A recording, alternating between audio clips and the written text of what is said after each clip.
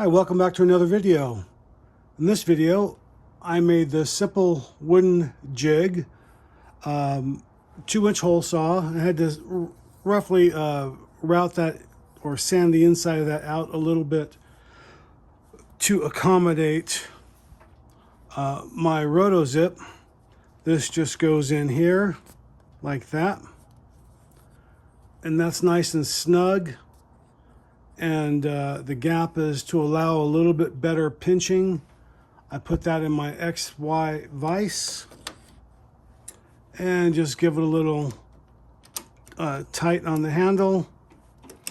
Now I can use my rotozip inside my jig in my X and Y vise. Simple video. If you like it, give me a thumbs up.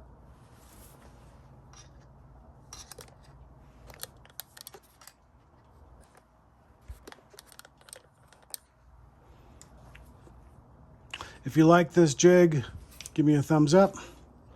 See you in the next video.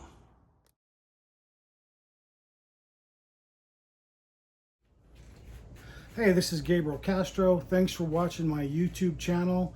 You can click on the link right here and subscribe. You can watch a video series right here or the latest video right here.